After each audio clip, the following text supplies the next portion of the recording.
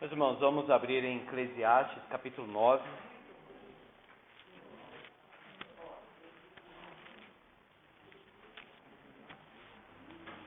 Eclesiastes, capítulo 9. Nós vamos ler todo o capítulo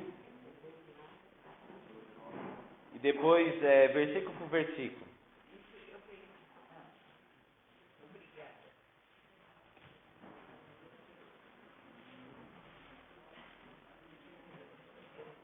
Eclesiastes, capítulo 9.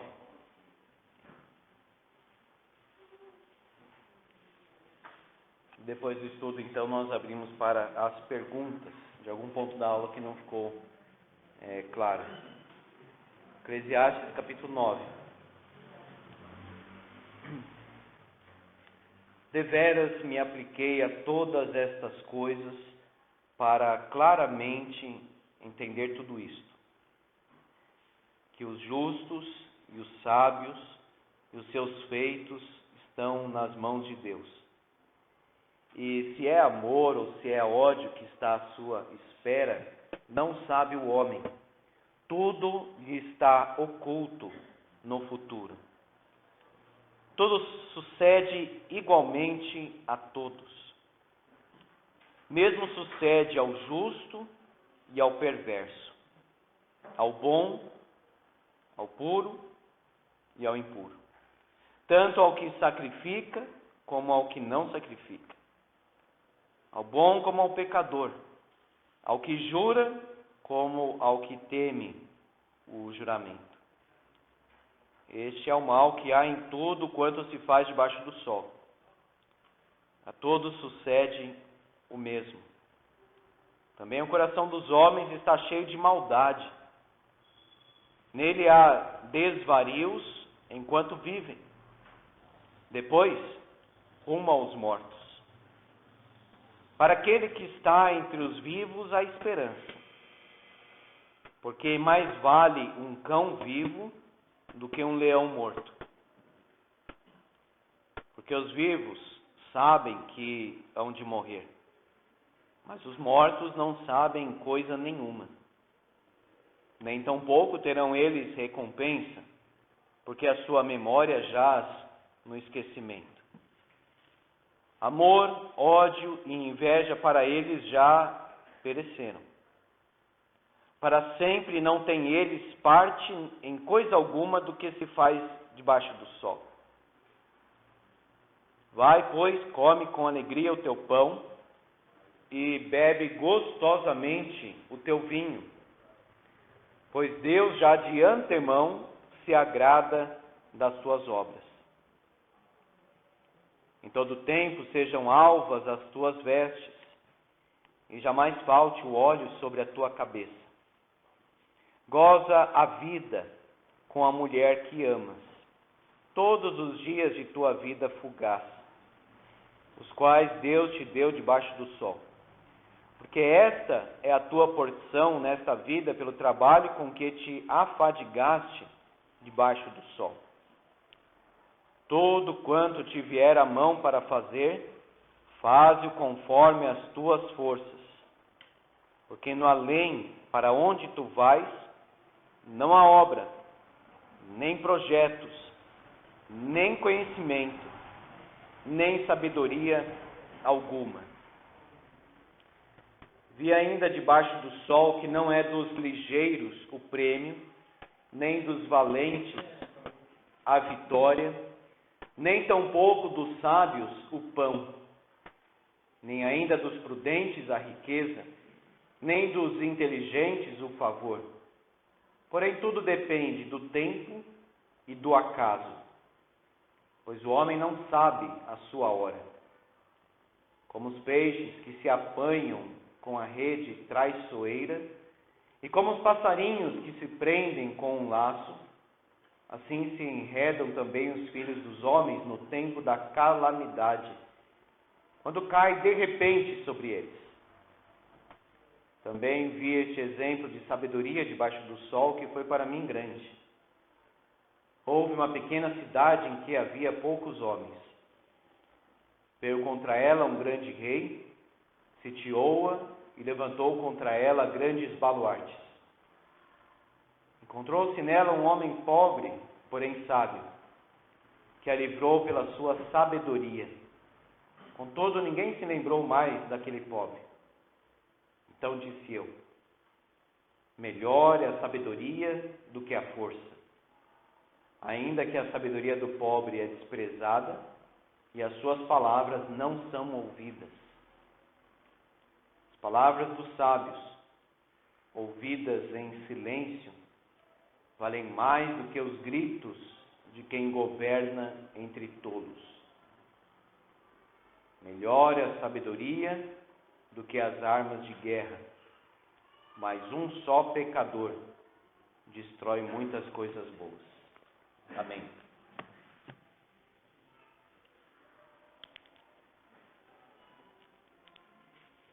Nós vimos que várias vezes o autor diz: melhor é a sabedoria. Então, por isso que demos este tema aqui para o estudo desta manhã. Não somente nesse capítulo, em outros também ele diz várias vezes: boa é a sabedoria, melhor é a sabedoria. Vamos orar. Senhor, esteja conosco na ministração da Tua palavra. Continua a falar, Senhor, com os Teus servos, porque é nessa condição de servos, nessa qualidade, Senhor, de servos, que queremos estar, queremos ouvir, porque o Senhor é o nosso mestre. Que o Senhor mesmo, pelo Teu Espírito, comunique as virtudes de Cristo à nossa alma, para que possamos viver na sabedoria, na força e no poder do Senhor. Em nome de Jesus. Amém. Meus irmãos, lendo esse texto, muitas vezes podemos pensar algumas coisas que na verdade a Bíblia diz que não é dessa forma. Primeira é que dá a impressão do sono da alma, como é chamada a doutrina herética, que diz aí: os mortos não sabem coisa nenhuma, parece que eles estão numa inatividade. Então, olhando esse texto, alguém poderia pensar, mas estudando aqui nós vamos ver que não é isso, mas alguém poderia pensar que quando morremos, nada acontece. Por isso que é chamado sono da alma. Como se nós estivéssemos num estado intermediário totalmente nulo, em que nada acontece, a pessoa não vai para lugar nenhum e etc. Isso é chamado de sono da alma. E alguns até usam aquela expressão de Paulo sobre os que dormem, dizendo assim: a pessoa morreu, então é como se ela estivesse dormindo, sem consciência. Mas quando Paulo fala sobre dormir, isso é uma metáfora. Você olha para um morto, você olha para alguém dormindo, a semelhança, ou seja, a pessoa não está acordada, não está ativa. E também a ideia de dormir é a ideia de descansar. Então, quando fala do cristão, com respeito à morte, muitas vezes fala dormir, ou seja, ele está descansando agora no Senhor. Outra coisa, irmãos, que nós precisamos explicar, entender bem aqui, é o acaso, do versículo 11. Tudo depende do tempo e do acaso. Então, a palavra acaso, a gente sempre fala, não existem acasos. E aqui diz, tudo depende do tempo e do acaso. Então, esse é o perigo, às vezes, irmãos, de nós lermos um capítulo fora do livro todo, como um todo. Não dá para simplesmente chegar aqui no capítulo 9 e olhar para esse livro como se fosse um livro num estilo assim doutrinário de Romanos, por exemplo. Como se ele estivesse fazendo afirmações categóricas e não reflexões na sua busca pela verdadeira sabedoria. Então, os estilos literários são importantes. Então, a Bíblia está contando uma história. É uma história que ela está contando. Não é um padrão de comportamento, muitas vezes.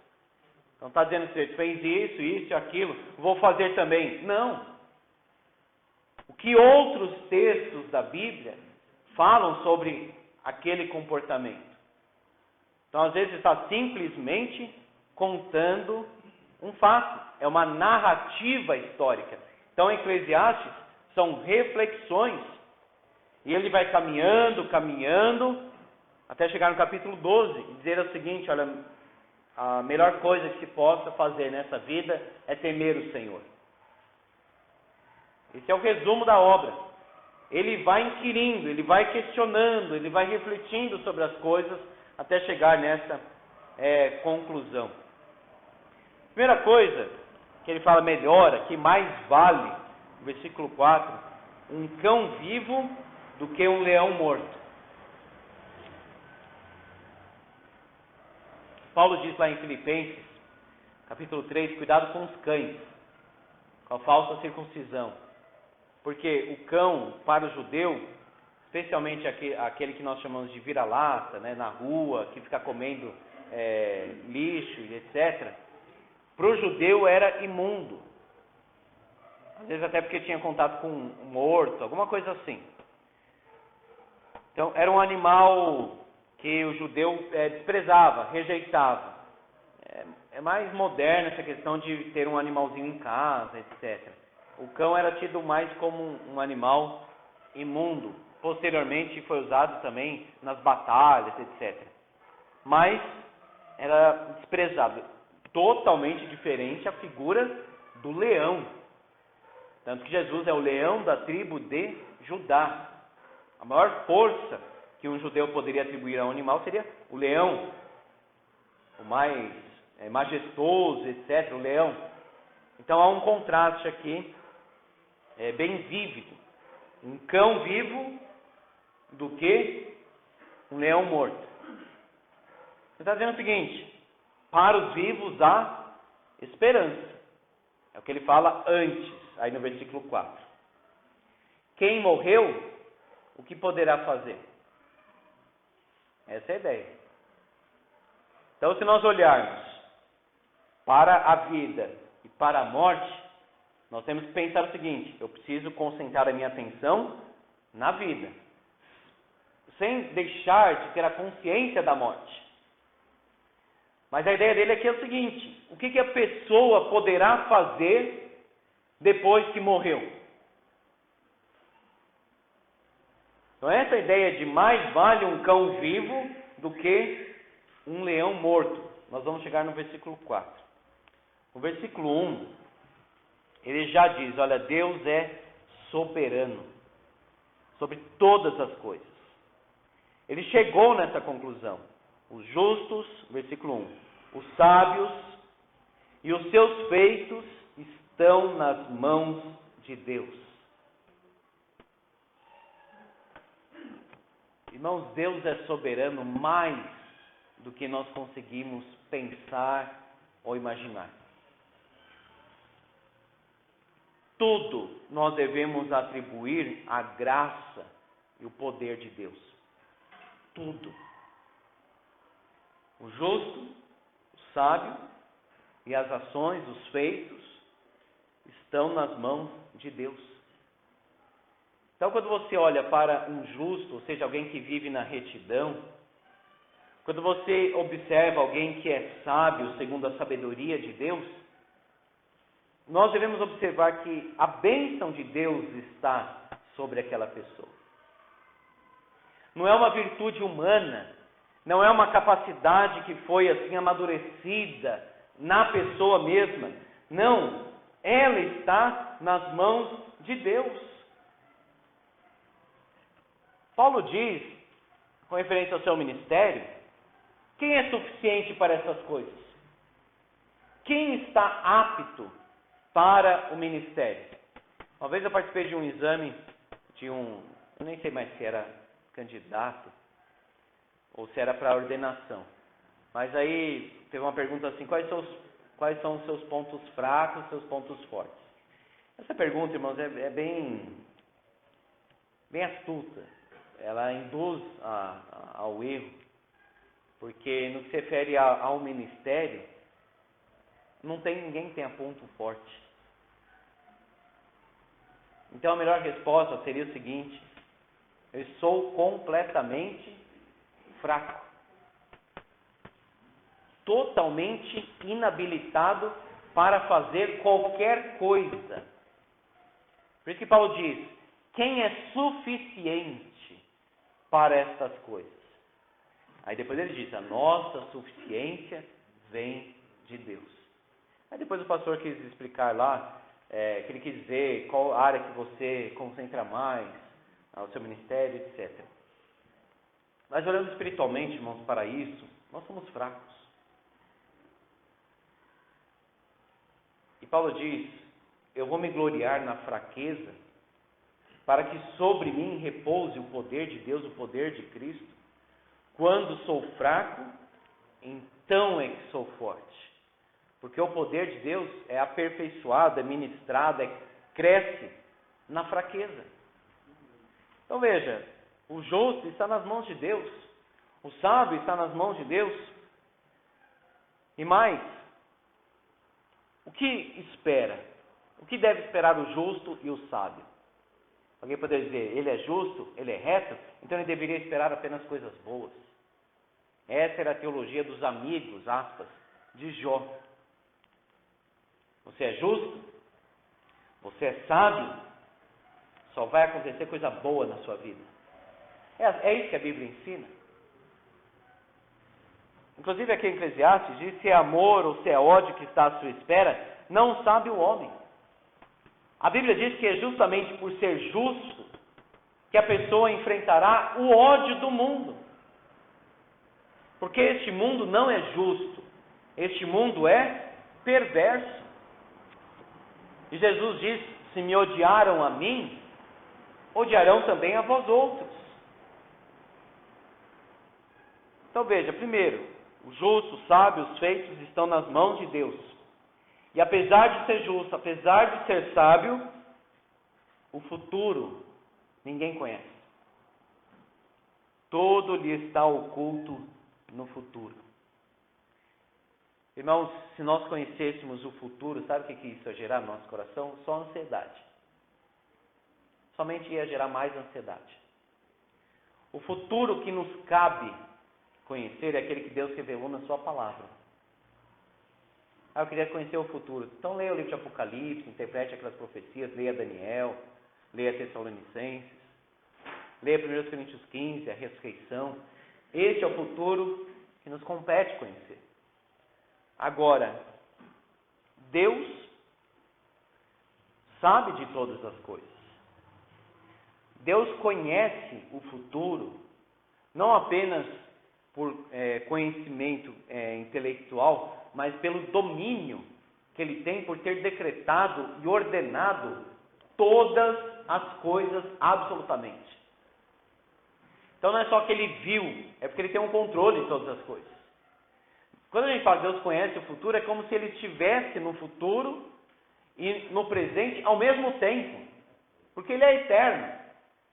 Eu sei que até essa frase é uma coisa assim deslocada, mas é apenas para entendermos alguma coisa do que significa dizer que Deus é eterno. Somente o eterno poderia ter criado o tempo.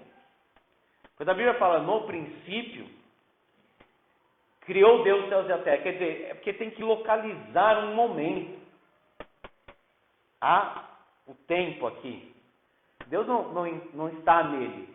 Deus habita a eternidade.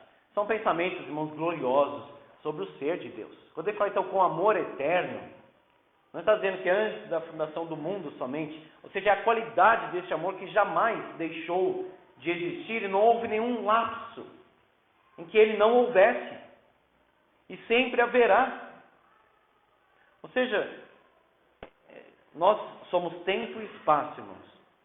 Nós pensamos em cálculos assim de tempo e de espaço. Obviamente, você sempre estará em um lugar.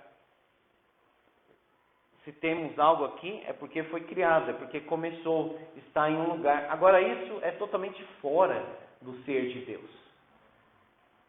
Deus extrapola, por assim dizer, qualquer concepção humana, qualquer cogitação humana. Nós conhecemos as coisas por experiência.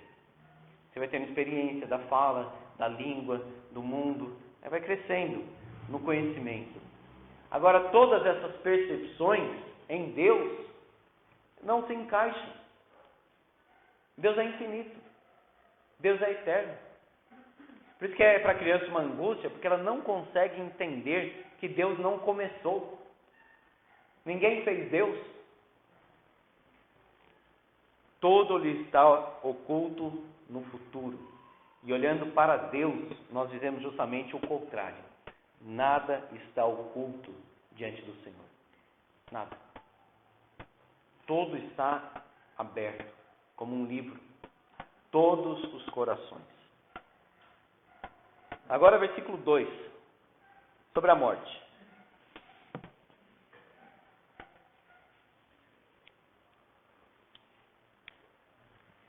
Tudo sucede igualmente a todos. O mesmo sucede ao justo, ao perverso, ao bom, puro, impuro, tanto ao que sacrifica como ao que não sacrifica, ao bom como ao pecador, ao que jura como ao que teme o juramento.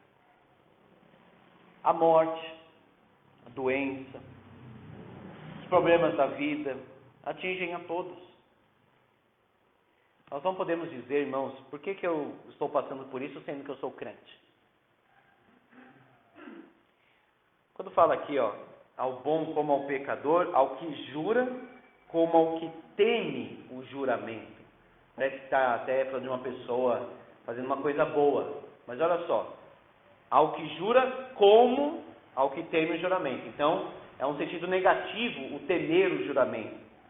Ou seja, a pessoa que não faz um juramento por ter medo de não cumprir aquilo. Então, deixa de obedecer. Seria um desobediente aqui no caso. Nessa vida, nós veremos coisas ruins, coisas difíceis, coisas desagradáveis. Nós teremos luto no crente, no descrente. Desemprego, crente, descrente. Doenças, crente, descrente. Problemas familiares, crente, descrente. Não é uma garantia. Nem a pessoa deve ter uma expectativa, assim, se eu seguir o caminho da justiça, nenhum mal me acontecerá. Pelo contrário, irmãos, se nós somos cristãos, o que Paulo diz, todos querem viver piedosamente, serão perseguidos. Porque os cristãos, não somente agora, mas especialmente agora, com a proximidade do fim, eles são totalmente deslocados deste mundo. Nós não pertencemos a este mundo.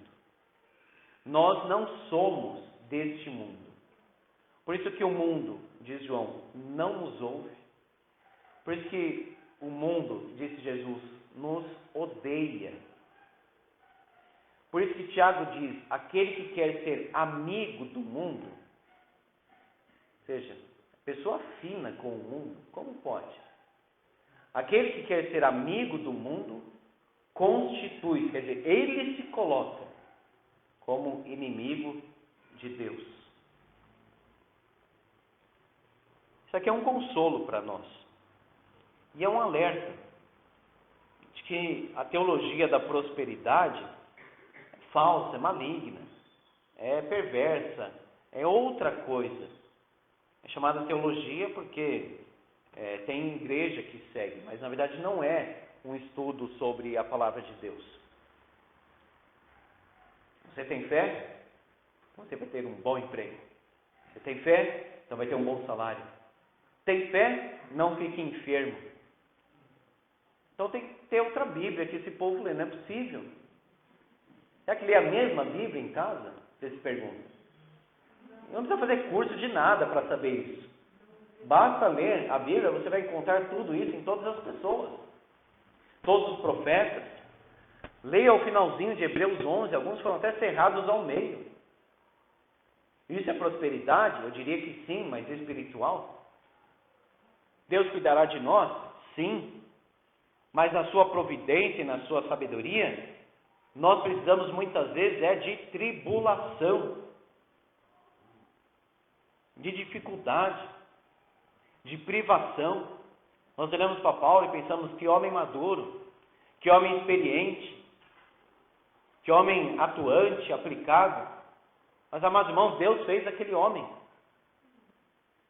Ele não simplesmente aprendeu algumas coisas, o que ele deveria aprender com leitura. Certamente foi a leitura e a vida ligada à leitura. Ou seja, a experiência prática das coisas que ele viveu. Ele aprendeu a viver contente em toda e qualquer situação. Os apertos. Davi também. Você lê a história de Davi e dá uma angústia, porque Saul quer pegar ele aqui, Saul quer pegar ele ali, emboscada, quase pega, Deus dá um escape. É uma angústia aquilo. Imagina viver correndo toda hora, tem um momento que ele tem até que ir para a terra dos filisteus. Olha o perigo que ele correu ali com os seus homens, soldados. Ele poderia dizer, por que eu não tenho paz? Ele poderia dizer. Até as pessoas disseram para ele, Davi, desde a sua mocidade você tem sido atribulado, e muito. Mas, amados irmãos, aquele homem segundo o coração de Deus, como o Senhor falou, aquele homem que venceu o gigante, aquele homem que venceu as batalhas, foi treinado por Deus na perseguição de Saul sobre ele. Vacilou sim, mas como acidente, não como hábito. Interessante separar uma coisa da outra. E até o filósofo Aristóteles ajuda nisso. Ele diz o seguinte: o que caracteriza o ser é o hábito, não o acidente. O que é um acidente? Então, a cor dessa estante aqui pode ser diferente. Então, eu pinto. Aí é um acidente. A essência é madeira. Então, na vida cristã, o que é habitual em Davi é a santidade, a busca. Então, você coloca uma linha, você vê santidade, busca. Aí tem um lapso, assim, que é a queda. Depois ele volta e aí continua a mesma coisa. Melhor dizendo, é como João bem colocou. Aquele que conhece a Deus, aquele que ama a Deus, aquele que foi regenerado, não vive pecando. Peca. Ele falou até no capítulo 1, aquele que diz que não peca é mentiroso. Já cometeu mais um pecado do que mentiu. Aquele que não peca, diz que não peca, é mentiroso. Nele não está a verdade. Portanto, Davi teve aquele lapso, mas voltou pelo arrependimento e continuou na sua vida cristã operosa e sendo mais uma vez treinado por Deus através do seu filho agora, Absalão. Aí a dor é mais profunda. Uma coisa é ser perseguido por Saul, que é um sujeito que até necromante consultou. Outra coisa é ser perseguido pelo seu próprio filho, Absalão. Quando morre, ele diz: Absalão, meu filho, quem me dera ter morrido por ti. Ele tem até uma certa culpa nessas palavras aí que ele revelou. Portanto, irmãos, Deus sabe do que nós precisamos. Deus sabe que uma experiência dolorosa vai servir para a nossa consagração. Deus sabe que uma experiência difícil que nós passamos nos prepara para sermos usados lá na frente. E é óbvio, a gente quer entender enquanto passa, não vai entender. Descanse no fato assim, Deus está no controle de todas as coisas. E Paulo diz que nós somos atribulados e consolados para que possamos também consolar outros, com a consolação que recebemos de Deus também. Portanto, o que acontece com o justo, acontece também com o perverso. Só que, irmãos, que não sejamos atribulados no sentido de disciplina, de castigo. Aí é outra coisa. Porque pode ser isso também. Lembra quando Jesus curou aquele homem e disse: olha, vai e não peques mais, para que não te aconteça coisa pior. Então, talvez seja isso sim. A pessoa está experimentando alguma coisa na vida, mas por quê? Está em pecado. Porque não participa dignamente da Santa Ceia do Senhor. Aí Paulo diz, não são poucos os que dormem, porque não estavam pensando nos irmãos que estavam com necessidade. Irmãos, eles comiam assim compulsivamente e não esperavam os irmãos sem necessidade para repartir. Está lá 1 Coríntios 11. Aquele capítulo não é só sobre a Santa Ceia. E depois ia participar da Santa Ceia.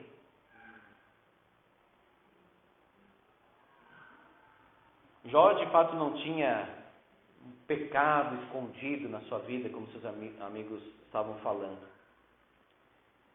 Mas, através daquela tribulação, o Senhor aproximou Jó dele. E teve que perder tudo para que isso acontecesse.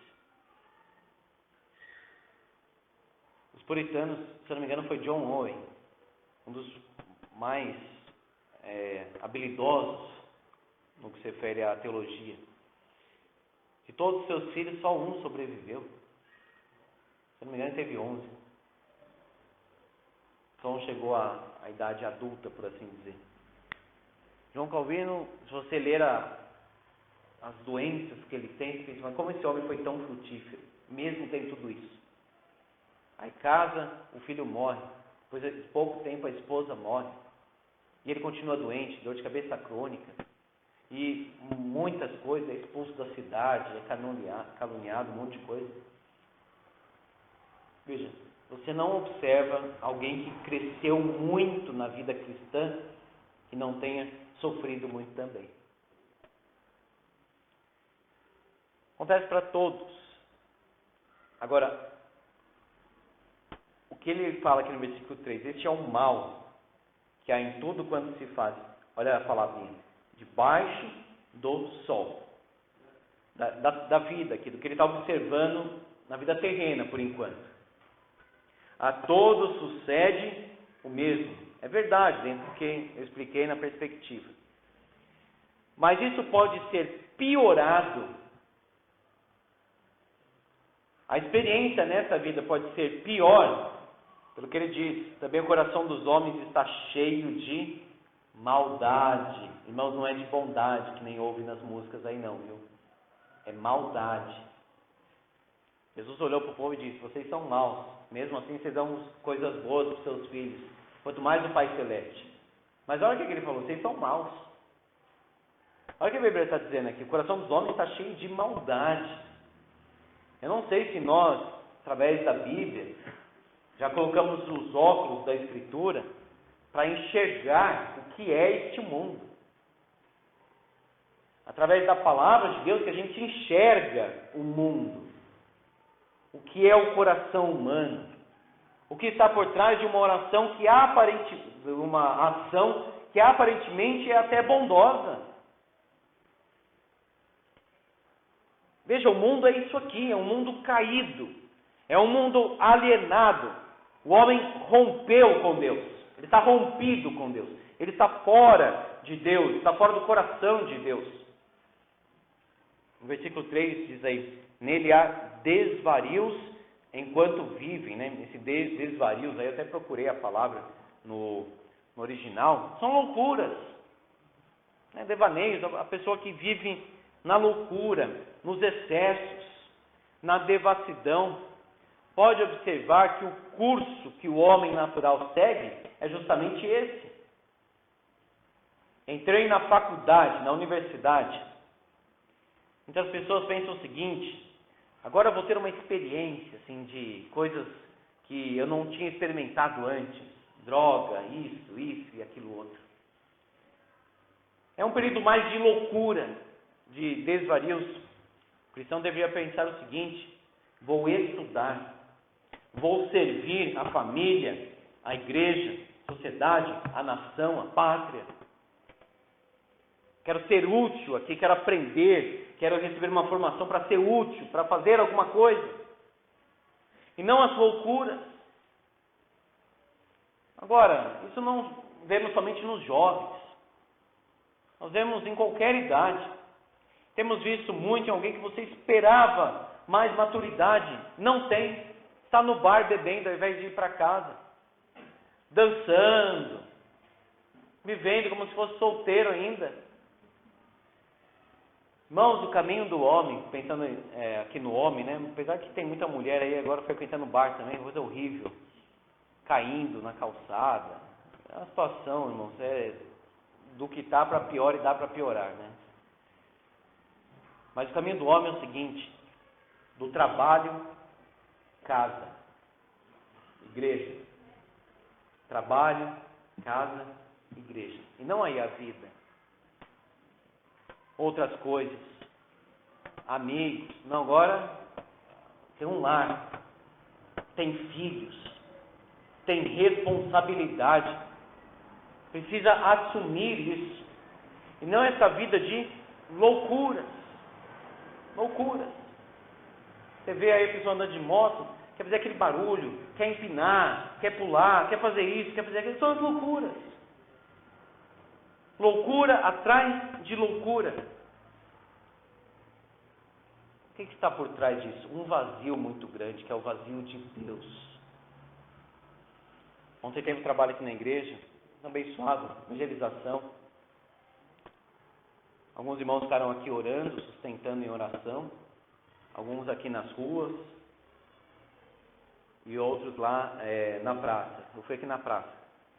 Eu, Cássio, a Rosana, Thalia, a Raíssa, outros irmãos estavam lá na faixa também.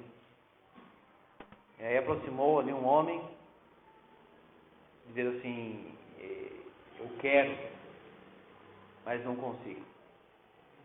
Essa é a frase clássica, né? Eu quero, mas não consigo. Não consegue sair daquilo. Essa é a linguagem mesmo de uma escravidão, não é? A escravidão do pecado. Falei para ele do amor de Deus, falei que não consegue mesmo, não consegue coisa nenhuma, também não consigo nada. A gente não consegue nada, a gente não sabe nada. É Deus que faz a diferença na nossa vida. Mas ele comentou comigo: isso aqui que eu vendo sem farol é tudo para comprar droga. Olha só. Então ter cuidado, viu, irmãos, de ficar dando dinheiro aqui, dinheiro ali, às vezes até alimentando, sustentando uma coisa que não deveria.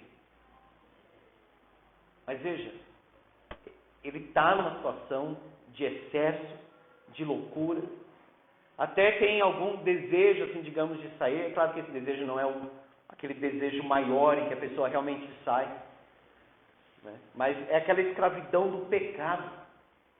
Sabe o que ele me disse? Eu perdi tudo. Perdi tudo. Fica naquela situação deplorável. Se você ver as praças aí, você vai encontrar pessoas assim: eu perdi tudo. Eu perdi a família, eu perdi o emprego, eu perdi até a dignidade, assim, enquanto pessoa, o meu corpo. Perdi tudo. Por quê? Qual que foi o histórico? Vamos voltar, não é falar rebobinar, é uma coisa antiga, né? Vamos voltar. Este filme, o que você vai encontrar?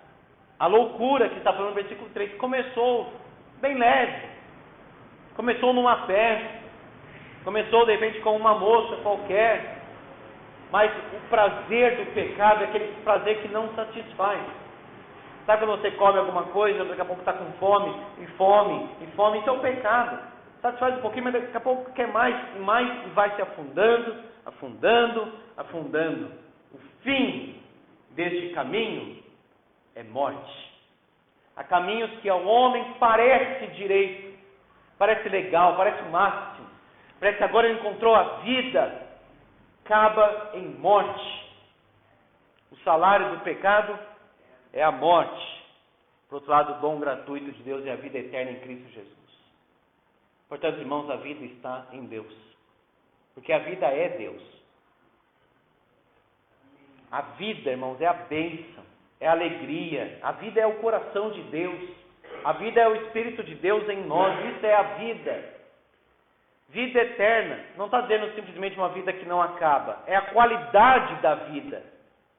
Ou seja, a vida do próprio Deus em nós. Nós vivemos em Deus. Portanto, esse mundo não presta. Esse mundo está caído. Este mundo é mau. O que este mundo oferece é caminho de morte. A vida está em Deus, a bênção é Deus. Depois, rumo aos mortos. Passou. aquela pessoa que teve esses desvarios, né? Essa vida aí toda, passou, morreu, e depois?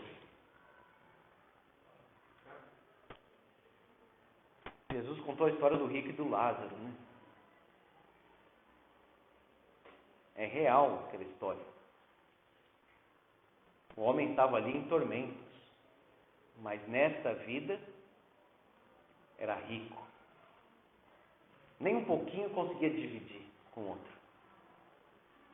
Era uma idolatria da riqueza que consumiu o coração dele.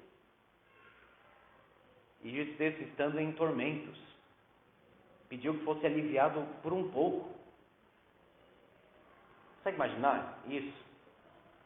Mas, irmãos, se nós tivéssemos mais consciência dessas coisas, a gente ia evangelizar muito mais. A gente ia abandonar muito mais as coisas dessa vida. Esse mundo vai passar, vai ser consumido, restaurado pelo fogo. Olha como diz o texto. Depois há desvarios enquanto vivem, depois rumo aos mortos. Aquele que está entre os vivos há esperança. Versículo 4. Tem uma frase de efeito que foi muito conhecida. Enquanto há vida, há esperança, não é? É o que está escrito aqui. Aquele que está entre os vivos, há esperança. Só que olha só, há esperança somente em Deus. O tempo conserta tudo. Depende do que faz com o tempo, senão piora. Senão o tempo piora tudo, isso sim. O tempo nada é, irmãos. O que é o tempo? Agora, enquanto a vida há esperança, porque a pessoa pode voltar para Deus. Aquela pessoa está viva ainda? Continua orando por ela. É isso que você está dizendo. Não abandone a lista de oração. Não chegue ao ponto de dizer assim, para aquela pessoa, eu não vou orar mais. Exceto naquele caso de João lá, de alguém que realmente blasfemou contra o Espírito Santo de uma forma final. E é muito difícil saber quem realmente chegou num estágio como esse. Mas não deixe de orar pelo seu filho que está desviado da igreja. Não deixe de orar por alguém que abandonou o caminho. Há esperança. Não olhe para alguém com certo desprezo, dizendo assim, essa pessoa aí já não tem esperança mais. Está entre os vivos? Há esperança. Há esperança. Tem oportunidade. Depois não mais, é o que diz o versículo 5. Os vivos sabem que é onde morrer, mas os mortos não sabem coisa alguma. Nem tampouco terão eles recompensa, porque a sua memória jaz no esquecimento. Olha só, não sabem coisa alguma no que se refere a essa vida. Não é que eles estão inconscientes. Ou seja, não tem mais a oportunidade de conhecer ou de viver para Deus. O versículo 5 precisa ser completado, por assim dizer, pelo versículo 6. Amor, ódio e inveja para eles já pereceram. Ou seja, o que ele vai experimentar? Amor? Vai abandonar o ódio? Vai viver na inveja? Não, isso já acabou. A vida acabou. Essa é a ideia do versículo. Para sempre não tem eles parte em coisa alguma, olha agora, do que se faz debaixo do sol. Então, nessa vida aqui, eles não têm mais experiência. Eles não têm mais oportunidade alguma. Agora, diante disso, meus irmãos, nós podemos ter duas atitudes. A primeira é as loucuras aí do versículo 3. Então se eu vou morrer, então eu vou aproveitar tudo que essa vida pode oferecer. Eu vou experimentar isso, eu vou experimentar aquilo, vou experimentar aquilo outro. Salomão teve esse excesso, essa loucura. Ele mesmo teve isso. Mulheres, mulheres, mulheres, e jardins, e jardins, e jardins. E isso banhado de ouro, isso banhado de ouro, isso banhado de ouro. Uma vida absolutamente infeliz, miserável. É como tentar saciar a fome com uma comida podre, apodrecida. Isso é o pecado. Você está comendo achando que vai satisfazer, vai fazer bem. É mal. Esse é o excesso da vida. Esse é o desenfreamento. Quando Paulo diz, enchei-vos do Espírito, lá em Efésios. Não vos embriagueis com vinho. O vinho era muito comum. Dionísio, Baco, todos aqueles deuses lá, o deus do vinho, o deus dos excessos, o deus das orgias, né, das alegrias, segundo o mundo. Então tinha muita bebida. Saíam nus nas ruas lá de Éfeso, magia, aqueles livros de mágica. Tudo isso tinha em Éfeso. O templo da deusa Diana. Era uma cidade mergulhada em idolatria, superstição, perversão moral. Éfeso. Diz que foram para o teatro e gritaram por mais de 1 hora, grande a Diana dos Efésios. Depois nem sabia mais o que estava gritando. Paulo diz então, não vos embriagueis com o vinho, no qual há dissolução. Solução é o desenfreamento. É quando a pessoa bebe, e ela fica sem limites mais. Ganha coragem, para quê? Para pecar, para se expor. Abacuque diz, ai daquele que dá de beber a seu amigo, sabe aquele que fica estimulando? Toma mais uma, vamos, toma mais uma. Ai dessa pessoa, diz Abacuque. E ainda fica falando que o cara é fraco, né? Só uma, você é fraco, tá mole, tá doente, o que é? Fica provocando, né? Ai daquele que dá de beber ao seu companheiro para lhe contemplar as vergonhas. Então esse estímulo de beber, essa falsa conotação que se tem de coisa social, isso aí não existe. É um estímulo ao pecado. Quer colocar o outro numa situação de pecado. Amados irmãos, a consciência da morte, para nós, deve ser um estímulo para vivermos para Deus. Eu vou morrer hoje, então eu tenho que comer isso, eu tenho que fazer isso, aquilo outro. Não, então eu tenho que viver para Deus. Em primeiro lugar é isso. Eu tenho que experimentar o amor de Deus. Eu tenho que levar amor para outras pessoas. Eu preciso evangelizar. O nosso olhar deve ser espiritual. Aquela pessoa não tem Jesus. Como está o coração daquela pessoa? E mais, depois, e a morte? E a condenação eterna? Se nós tivéssemos mais na nossa cabeça essa verdade, irmãos, a gente ia orar muito mais, evangelizar muito mais, desprender muito mais das coisas desta vida. Hoje a psicologia até criou uma expressão do medo da pessoa, que a pessoa tem de não ficar atualizada. Esqueci a expressão que é em inglês. É o seguinte, se eu sair do Facebook, parece que eu estarei desconectado do mundo. Parece que eu serei uma pessoa desatualizada. Parece que eu serei uma pessoa desinformada. Então ela fica com medo disso. Tem até uma expressão hoje. Se eu não fizer isso, então eu não estarei experimentando a vida. Eu quero experimentar, porque aí eu vou poder dizer se é bom ou não, porque se eu não experimentar, eu não posso dizer. Olha a falácia. Sabe de quem?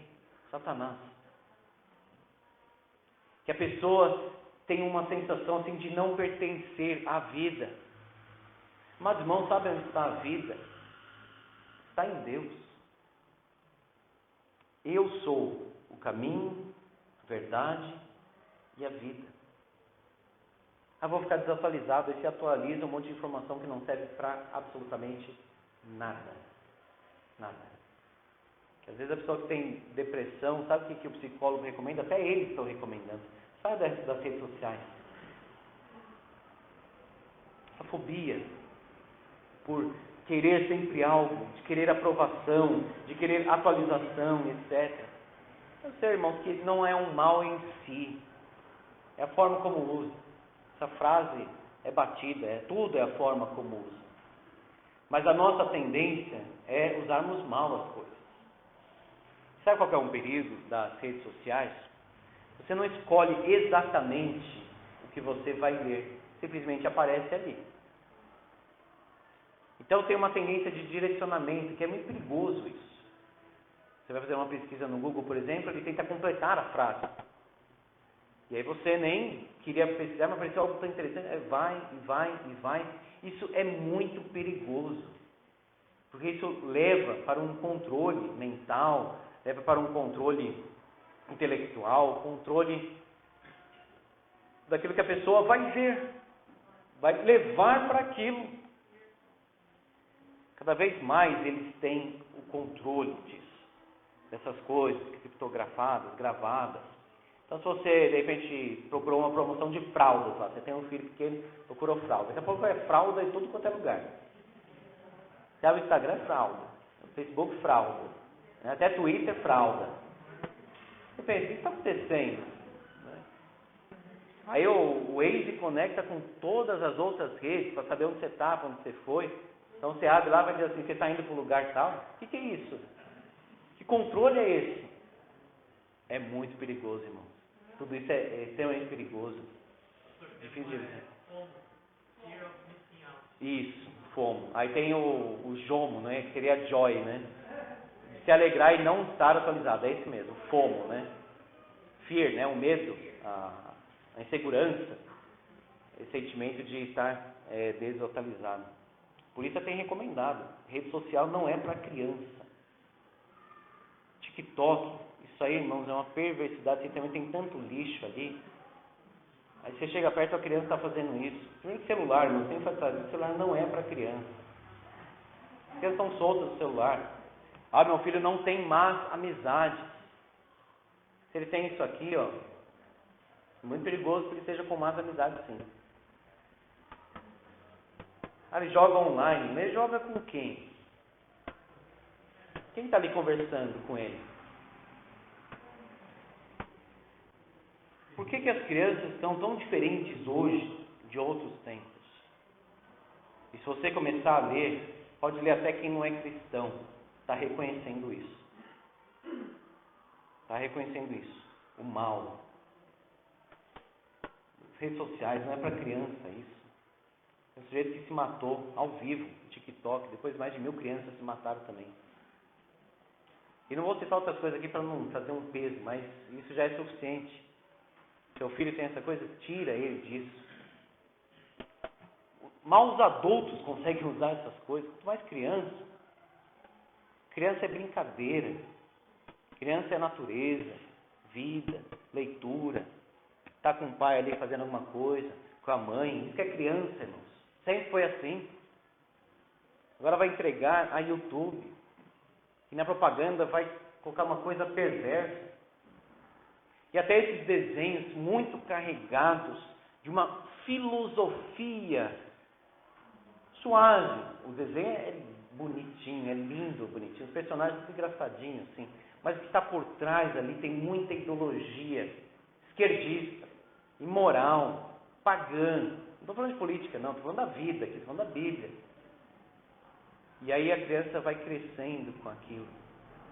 Até nós, irmãos, se não tomarmos cuidado, faça esse teste aí no seu coração. Antes, quando você via 2 homens se beijando, dava um mal-estar, não dava? Muito grande. Se a gente não tomar cuidado, a gente vai sentir mal, certamente, ainda. Porque isso é reprovado por Deus, isso é pecado. Mas cada vez mais a gente vai o quê? Se acostumando. E vai andando assim, como se não tivesse incomodado tanto quanto antes. É isso que eu estou querendo dizer. Você consegue assistir novela. Como consegue assistir novela? Como consegue ver tanta podridão e não se sentir mal? Acostumou. A Bíblia diz que Ló se atormentava quando via o procedimento daqueles insubordinados. Está lá em Pedro. Então, eu assisto, mas eu não pratico. Então, por que tem prazer em assistir? Essa é a pergunta. Por que não aproveita a vida, que é tão breve, para ler a Bíblia, orar, participar mais dos trabalhos da igreja, discipular alguém, sei lá, alguma coisa boa? Somar as horas que passamos em frente à televisão, irmãos. Quanta coisa inútil. Mas quando ele sai de Sodoma, você vê que ele já está muito tomado pela cidade. Ele demora para sair. As filhas dele têm uma ideia assim absurda de se deitar com o próprio pai. Na cidade estava cheio de homossexual, e o caminho da homossexualidade é um caminho para outras perversões também. Filha casando com o pai. Filho casando, aspas, né, com a mãe. Isso tinha em Sodoma também. Porque se pode dessa forma, pode com animal também. Aí um outro aparece dizendo assim, eu sou um unicórnio. O Olavo de Carvalho estava falando sobre esse sujeito. Eu sou um unicórnio, eu me sinto unicórnio. Eu quero que me aceitem como um unicórnio. O menino adolescente está falando isso. Olha a loucura que está chegando. Não pode ter um banheiro mais homem e mulher, tem que ter um ali para sei lá o quê. Pessoa que sente atração por isso, por aquilo, por si mesmo, já tem essa classificação também. E outras coisas também que eu não quero descer o nível aqui do estudo, por amor dos irmãos também. Amados, a Bíblia exorta aqui que essa vida é para pior. E as pessoas conscientes da morte, esse é o ponto que eu quero ressaltar, elas vão se entregar a pecados cada vez mais profundos e imundos. Para o cristão é o oposto. A consciência da morte nos aproximará ainda mais de Deus, que é a vida. Toda essa podridão a gente deixa para lá e vamos viver para Deus. Vamos rejeitar essas coisas. Porque diz o versículo 7. Vai, come com alegria o teu pão, bebe gostosamente o teu vinho, pois Deus já de antemão se agrada das tuas obras. Veja, não está negando as coisas boas e lícitas da vida. Um pão gostoso é maravilhoso, a pessoa está comendo com gratidão a Deus. Fez, servindo alguém, eu fiz esse pão para você. Isso é maravilhoso. Pão é comunhão, pão é mesa. Vinho, engraçado, tem o pão e o vinho aí, né? Bebe como? Gostosamente o teu vinho com satisfação. Aquilo que Deus permitiu, que é lícito, a Bíblia está dizendo, aproveita. Faz bem, não há mal nenhum. Aqui nós estamos equilibrando um pouco, irmãos, as coisas, para não cairmos assim. Então vamos deixar absolutamente todas as coisas dessa vida, vamos viver num lugar totalmente isolado, a gente não conversa com ninguém, não faz nada, não pode fazer nada, a vida regra. Não, está dizendo aqui o seguinte, um pão, um vinho bom, né, no caso aqui, bebe gostosamente o teu vinho, desde que você esteja agradando a Deus, as experiências dessa vida serão boas. Você vai viajar para uma praia bonita, aproveita a praia, é isso que Eclesiastes está dizendo.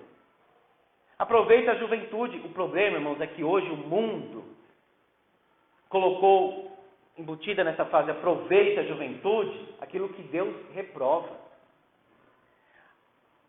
A vida mais entusiasmada, por assim dizer, mais animada, mais gostosa de se viver, é a vida cristã. Que traz experiências, porque o ímpio não tem paz. Então pode ser o melhor pão do mundo, aquele pão não desce bem, não desce com paz. Agora o cristão, mesmo pobre, aquele pão que um outro irmão preparou para ele, aquela bebida gostosa, ele vai experimentar isso, porque ele está vivendo com Deus, que é a vida. Aqui está falando, olha só, versículo 8, em todo tempo sejam alvas as tuas vestes, brancas, bonitas, agradáveis, jamais falte o óleo sobre a tua cabeça. Não está falando de unção, está falando de um perfume, uma pessoa que se prepara bem para uma festa. O cristão não é uma pessoa que está sempre grave assim, está sempre abatido. Isso não é espiritualidade, irmãos. O cristão é alguém normal. Tá? Não tem um modo espiritual em que a pessoa fala, etc. O conteúdo é espiritual. Agora o cristão, ele vive as coisas que tem nesta vida, normal, natural. Deve gostar de música, deve ter habilidades manuais. Meu filho quer fazer natação, quer fazer judô, acho ótimo. Isso vai aperfeiçoar o corpo, as habilidades, o equilíbrio. Ele vai glorificar a Deus nessa prática dele. Todas as coisas podem glorificar a Deus, desde que esteja ali agradando o Senhor. Colocando todas as coisas em equilíbrio, em ordem, é assim que Deus ordenou a vida. Os antigos puritanos, os pais, que não eram cuidadosos no ensino dos seus filhos, ensino aqui não estou falando somente da palavra de Deus, especialmente é isso, mas é de matemática, é das ciências, as coisas da vida, eles eram disciplinados. Pode ver que nos votos do batismo infantil, os pais devem prometer o seguinte: vocês devem dar toda a educação, vocês prometem dar toda a educação aos seus filhos, não é só religiosa, é a mais ampla. Responsabilidade dos pais. Então está dizendo aqui o seguinte: há coisas boas e lícitas da vida que Deus nos dá, que nós podemos aproveitar na presença dele. Não há mal, não há pecaminoso, não há algo assim pecaminoso nisso. A Igreja Católica antes dizia o seguinte: não, se a pessoa entrar no monastério, aí se dedica à leitura bíblica, oração, leitura bíblica, oração, se desconecta de todo mundo, aí vai ser mais santo. Cheio de escândalo lá dentro. Aqui perto do batalhão lá, tem lá um convento, né? Das freiras ali, tudo. Os irmãos devem saber, em frente o parque ali. Esqueci o nome do metrô que é do lado. Tiradentes, isso, ali na Tiradentes. Tem lá freiras completamente enclausuradas, aquela pílula do Frei Galvão, você pega lá, etc. Eu tive que fazer um trabalho no seminário, tive que ir lá conhecer. É interessante em termos de experiência, né, social. Mas estão completamente clausuradas lá. Se conseguir conversar, vai ser embaixo de uma porta. Está sendo sal da terra e luz do mundo? Ali busca mais a Deus do que quem está fora? Não faz sentido isso, irmãos. Aquilo não é a espiritualidade que Deus ordenou. A espiritualidade é a vida na sua integralidade. Todas as partes somando a vida espiritual.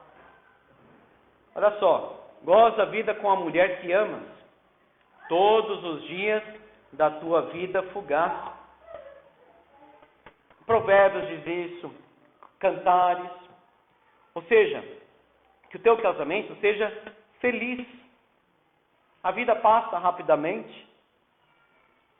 Então que você aproveite os dias com a mulher da tua mocidade, ou seja, que permaneça como foi na mocidade durante a vida, os quais Deus te deu debaixo do sol.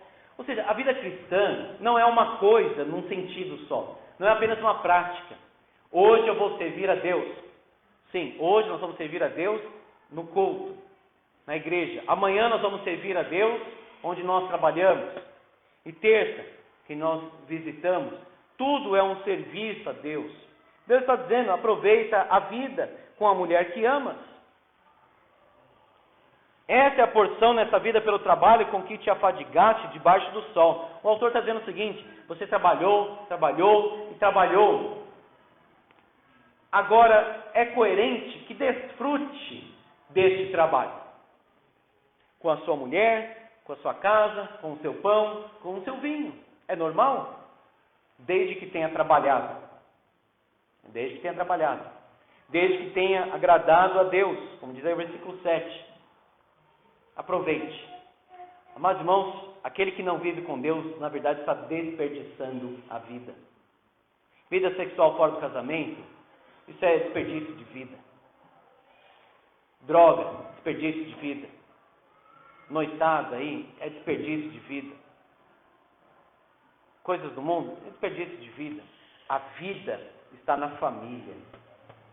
A vida está em Deus. A vida está na igreja. Eu quero aproveitar a vida. Eu quero viver em liberdade. Isso significa viver com Deus.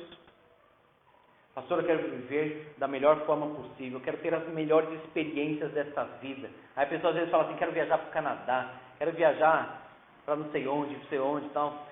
Tudo isso é bom, mas não é isso. Não é isso. Isso não constitui a experiência da vida, porque a vida está em Deus. Para encerrar, versículo 10. Vou parar aqui. Tudo quanto te vier a mão para fazer, faze-o conforme as tuas forças. Porque no além para onde tu vais, não há obra, nem projetos, nem conhecimento, nem sabedoria alguma. Geralmente esse texto é usado para o serviço na casa de Deus. É claro que inclui. Tanto que no presbitério muitas vezes se lê esse texto aqui quando alguém será empossado. Então chegou à tua mão algo para ser feito. O tanto que você puder fazer bem, faça. É óbvio que tem essa aplicação. Mas aqui está, no começo do verso, o tudo. Todo quanto te vier a mão para fazer. Tudo. Faze-o conforme as tuas forças. Então, esta semana, você precisamos entregar um relatório. O quanto você puder chegar para dizer ficou bem feito, chegue. É isso que está dizendo. O quanto você puder se alegrar com a mulher da sua mocidade, a comida que você come, se alegre. Sabe o que você está dizendo? Viva intensamente a vida com Deus. Não faça as coisas como se estivesse assim, perdendo a força, sendo que ainda tem força ali. Vai participar de um encontro? Participe 100%. Você está aqui na igreja ouvindo a palavra? Ouça 100%. Se coloque totalmente no culto a Deus. Está dizendo aqui para fazer, meus irmãos, com esforço, aquilo que Deus coloca nas nossas mãos. Deus te deu filhos para educar no caminho dele, então realmente faça isso. Tudo quanto te vier a mão para fazer, faze-o conforme as tuas forças. Ou seja, equilíbrio no sentido assim, eu não devo pensar que vou fazer além do que eu posso, que é conforme as nossas forças. Mas o sentido maior do verso é, porque depois você não tem oportunidade mais. No além para onde tu vais, não há obra, nem projeto, nem conhecimento, nem sabedoria alguma. Hoje nós vamos evangelizar. Talvez aquela pessoa que passou no nosso caminho não passa mais. A oportunidade que nós temos, meus irmãos, é nesta vida. Depois acabou. Quem sabe eu volto, Deus dá mais uma chance. Não existe isso. Não tem mais outra oportunidade. Portanto, comer o pão, beber gostosamente o vinho, como está aqui no versículo 7. Aproveitar a vida, se alegrar com a mulher que ama, que seja intenso, que seja de coração, sem aquela reserva de participação. Sabe quando a pessoa vai fazer algo, vai ficar lá no canto, só observando. Isso é reserva de participação. Participe. Coloque o coração. É o que Paulo diz, para encerrar aqui, Colossenses.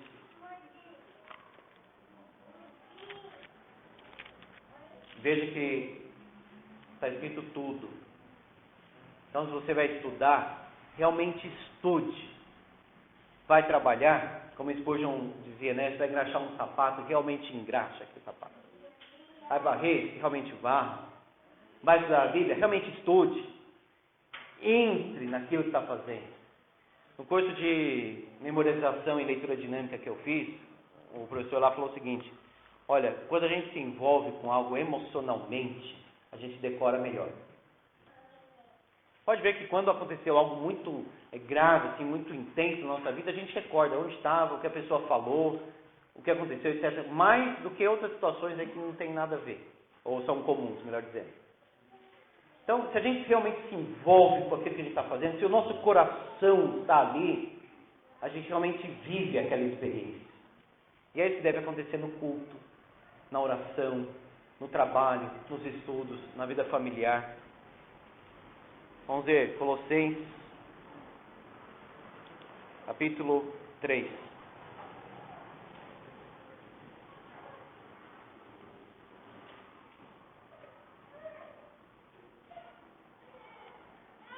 Versículo 16.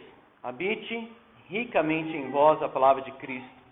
Instruí-vos e aconselhai-vos mutuamente em toda sabedoria, louvando a Deus com salmos, hinos, cânticos espirituais, com gratidão em vosso coração.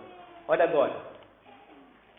Tudo o que fizerdes, ou seja, tudo o que vier a sua mão para fazer, na linguagem de Eclesiastes, seja em palavra, seja em ação, fazei-o em nome do Senhor Jesus, dando por ele graças a Deus Pai. Agora versículo 23. Tudo quanto fizerdes, fazei-o de todo o coração, como para o Senhor, e não para homens.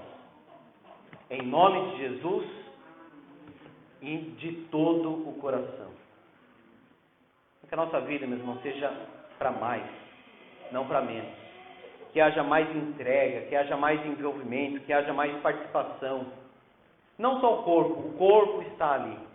Às vezes quando eu fazia a chamada lá no Mackenzie, tinha um aluno que respondia: o corpo está aqui, professor. Eu falava o nome dele, presente o corpo. Quer dizer, a cabeça dele estava de fora, ele estava com sono. Presente o corpo, né? Ele era muito engraçadinho lá na aula. Presente o corpo. Será que é isso a vida? Presente o corpo? Na vida cristã não pode ser assim. Presente a alma, presente o meu coração, o meu intelecto. Eu realmente estou aqui. Vamos orar. Senhor Deus, muito obrigado pelo ensino da Tua palavra. Obrigado pelo Teu amor. Que nós possamos viver, Senhor, com sabedoria, rejeitando aquilo que o Senhor rejeita e recebendo das Tuas mãos com gratidão aquilo que o Senhor nos dá por Tua bondade. Nos ensina, Senhor, a viver. Jesus disse: eles estão no mundo, não são do mundo. Ensina-nos, Senhor, a encontrarmos o equilíbrio necessário nestas coisas. Purifica, Senhor, o nosso coração. Levanta alguém que está aqui, porventura, abatido. Traz, Senhor, aquele ânimo espiritual, aquele encorajamento do Espírito, para que os cristãos tenham este bom ânimo, este vigor que o Senhor mesmo dá àquele que te conhece. Tem misericórdia de nós, é a nossa oração em nome de Jesus. Amém.